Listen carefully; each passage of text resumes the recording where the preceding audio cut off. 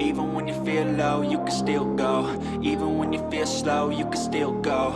Even when there's no hope, you can still go. I never answer to no, man, I still go.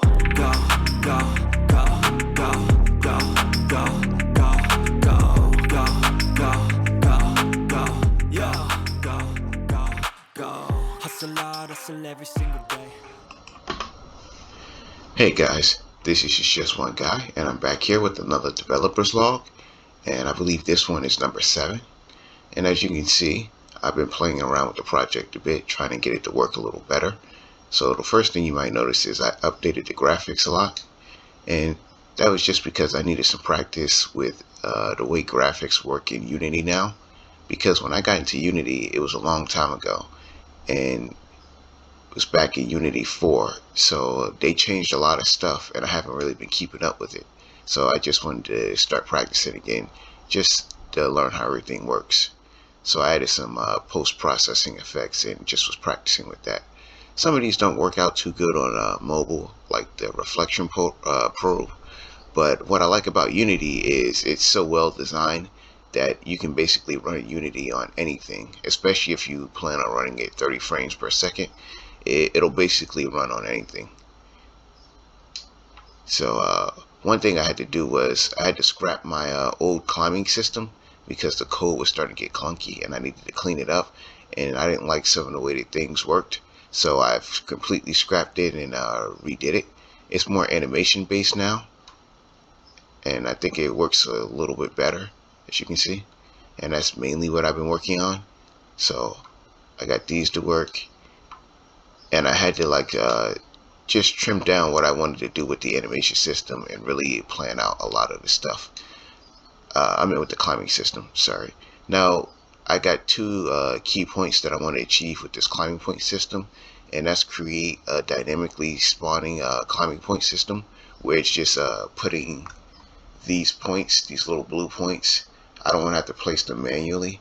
I want to be able to just spawn them in, and I also want the AI to be able to use them. And so this led me to just use a grid-based pattern. That's why you see it. It looks kind of boring, but I figure for one, they'll be easier for the player to see and also for the player to use, which is another key point I wanted in the system, because I really hate Assassin's Creed climbing because it's so clunky and complex that you end up trying to go to a point and it just messes up. So this system is really simple. You move side to side to the climbing point. If you want to jump off, you just hit stop climbing. You want to jump on, you just hit climb. It's all the same button. You can catch points in the air. And if you want to jump to a climbing point that's on a different building, you just hit jump. So I really wanted that to be as far as the climbing system goes for the player, so they always know what they're doing, so it could be really video gamey and arcadey. So that meant I had to trim down some things. Like I used to have used to be able to put diagonal climbing points. Let me just go into the scene. This is one thing I hate that they did in the newest update. But which is put this the nav mesh on by default. I don't know why they did that. But one of the things was I used to have dynamic climbing points. Like instead of just going from side to side like this, you could actually go diagonal. I had to remove that because I had to simplify the climbing system. And it also allowed me to clean up my code a lot better. And so I really got a good handle on everything. Now I just got to start adding the climbing types back in. I got the ladder working and it's into the system, and all the animations work a lot better,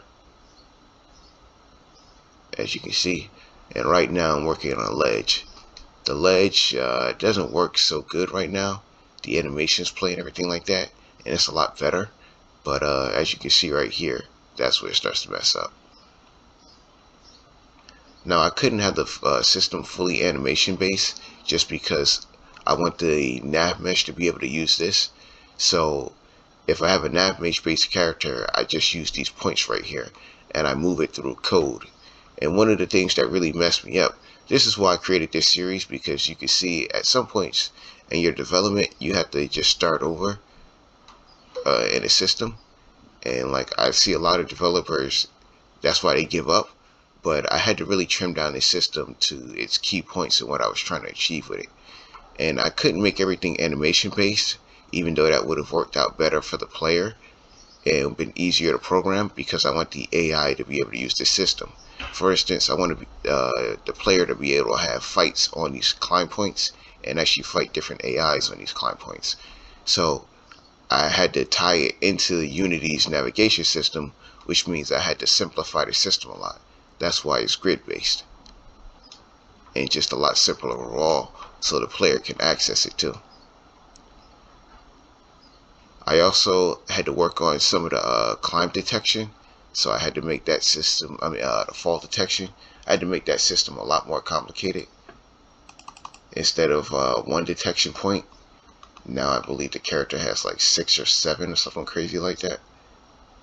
Oh, just turn this back on, I believe.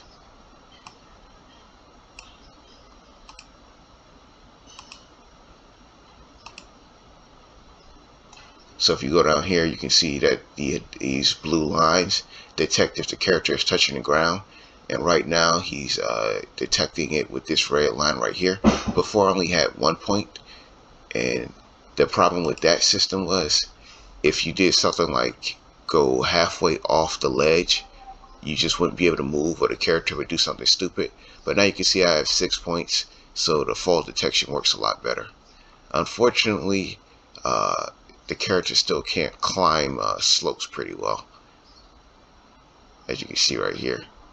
He does it kind of well, but you can see the camera gets a little jittery when he's coming down.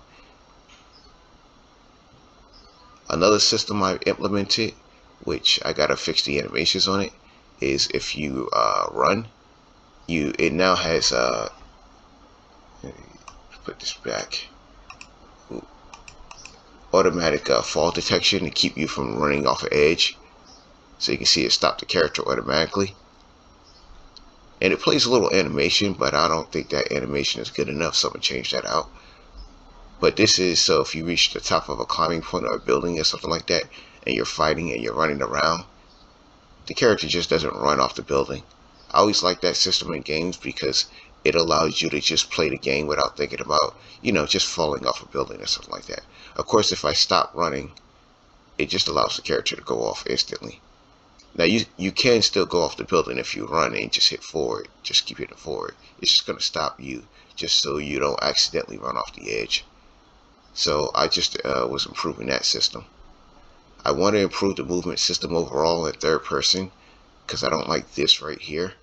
But that's kind of complicated considering that I don't move the character with animation. I move it through code. So improving something like this, I think it's just an animation issue, but I've never found a game that quite got it right. And I like the movement of the windy circles like this. I just don't like the animation. So I'm going to try to improve that. I also been trying to improve the landing animation, because I want everything just to feel right when you're playing with the character and you don't really think about these things. And you can see that the landing animation after a jump is pretty awkward. But I want to make everything pretty arcadey, so you're not thinking about it, you're just playing the game. Because I really like those systems like in Dragon's Dogma, where you're just moving around and you're not really thinking about it. So I want everything to be smooth. Anyway, that's what I've been up to.